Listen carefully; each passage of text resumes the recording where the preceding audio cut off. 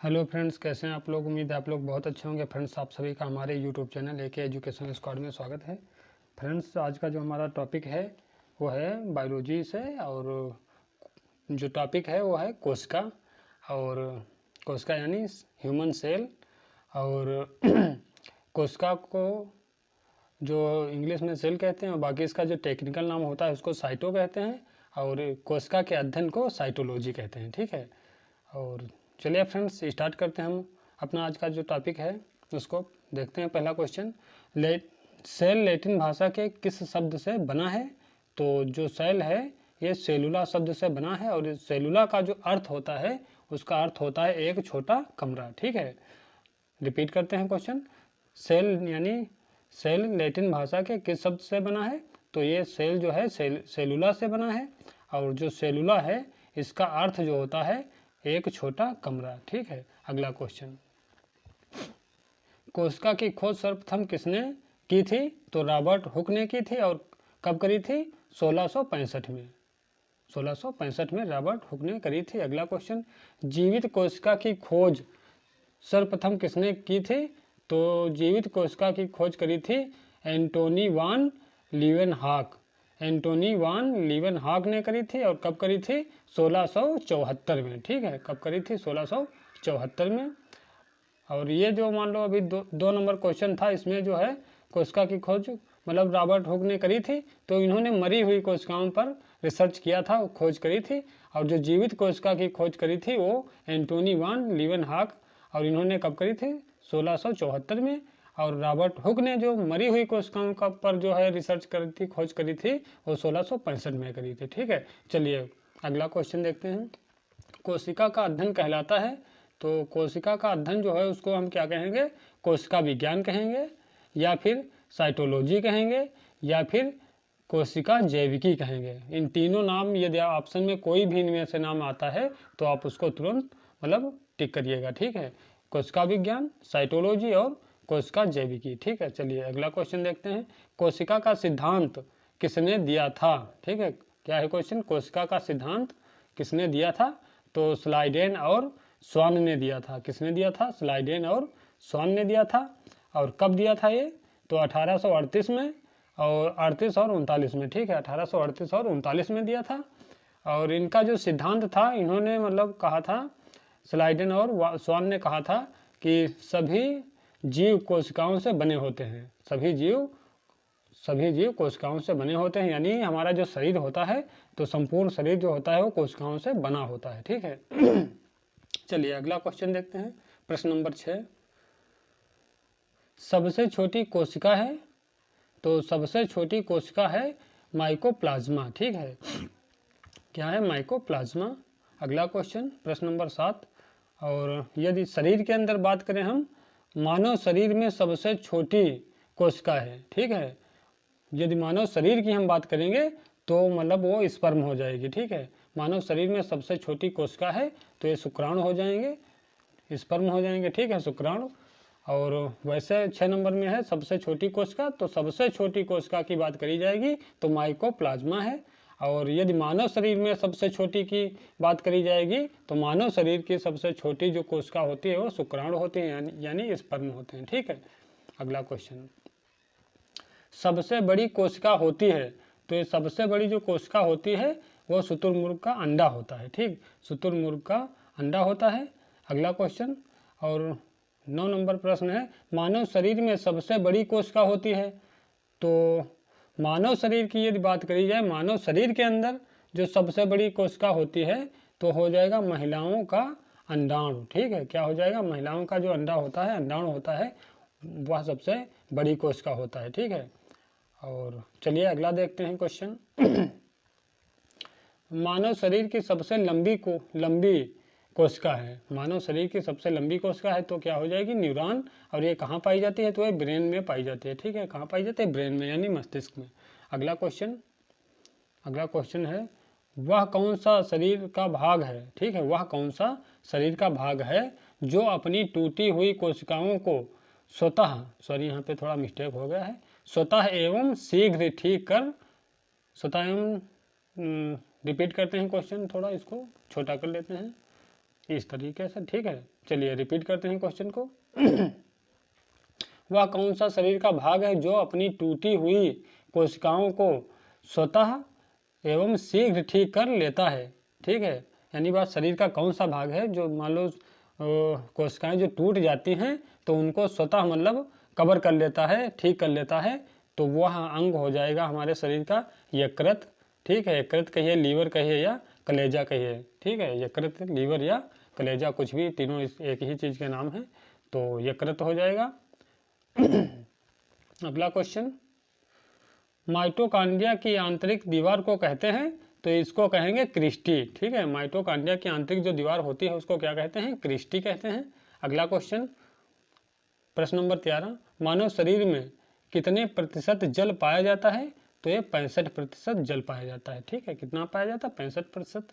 अगला क्वेश्चन, मानव शरीर में 65% जल कहाँ संग्रहित होता है? ठीक है, अब क्वेश्चन यहाँ पॉइंट वाली बात है, हम 65% जल तो पाया जाता है, लेकिन अब पूरे शरीर का 65% जो है वो हमारे पेट में तो होगा नहीं, तो वही हमने क्वेश्चन को इसमें चुन के रखा है कि मतलब ये पता चले कि ये 65% जल कहाँ होता है शरीर का।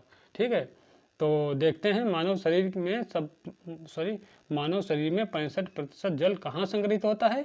तो ये होता है रसधानी में।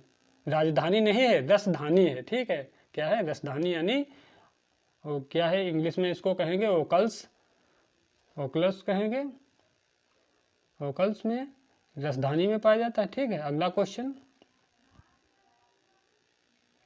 प्रश्न नंबर 15 है, माइटोकॉन्ड्रिया की खोज सर्वप्रथम किसने की थी?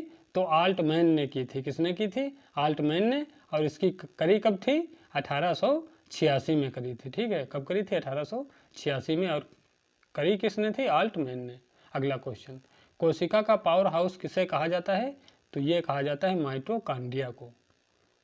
किसको कहा जाता है? माइटोकॉन्ड्रिया को।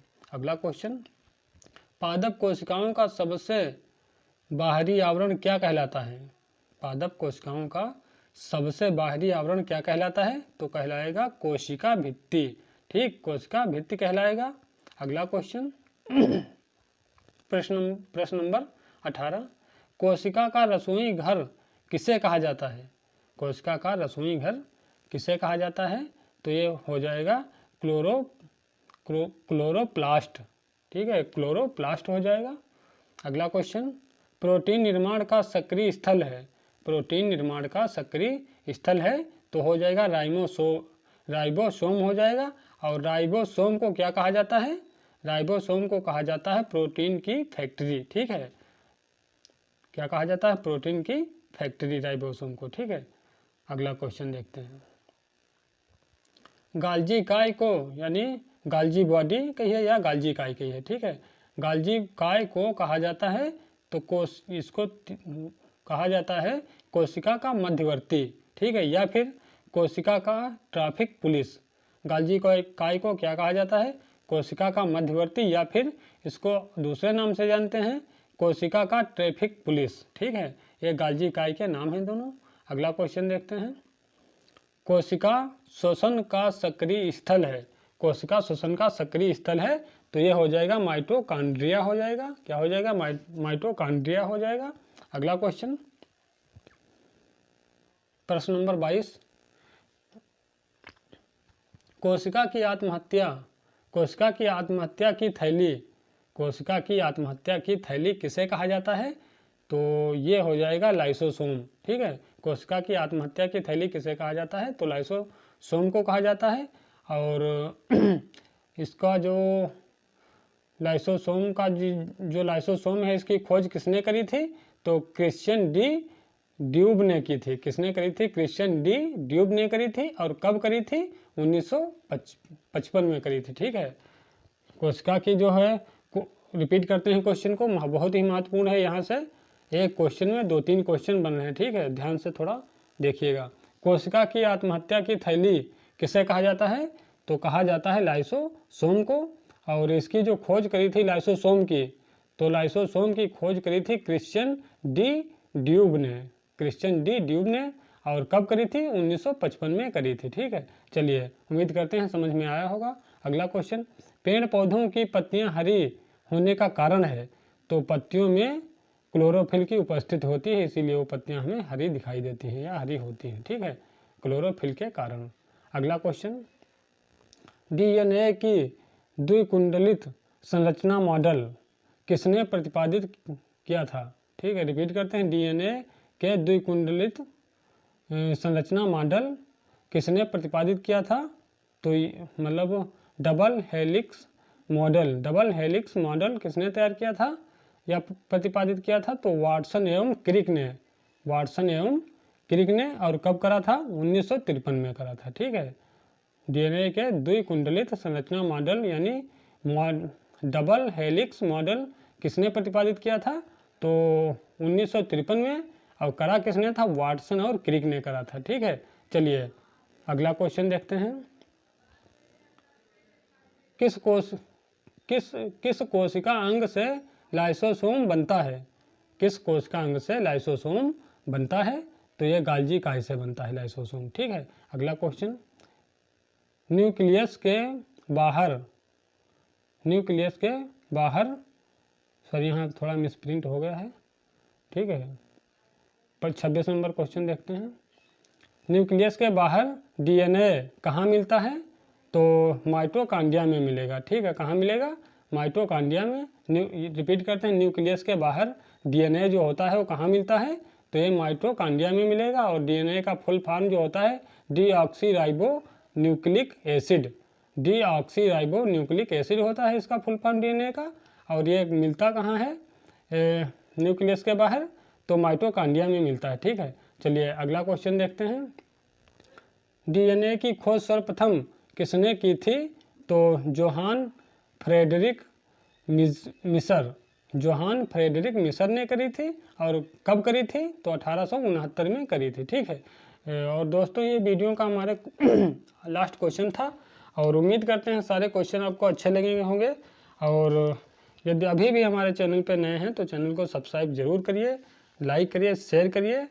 और आपको विशेष बात बता दें, 500 क्वेश्चन की हम वीडियो मतलब पाना चाहते हैं, एक ही वीडियो में 500 क्वेश्चन हैं, उसका कलेक्शन पाना चाहते हैं 500 क्वेश्चन का एक ही वीडियो में, तो हमारे चैनल पे पहले से अवेलेबल है, जाके आप उसका लाभ उठा सकते हैं। और बने रहिए हमारे साथ ऐसे ही। मिलते हैं कल फिर एक नए वीडियो के साथ, तब तक के लिए जय हिंद।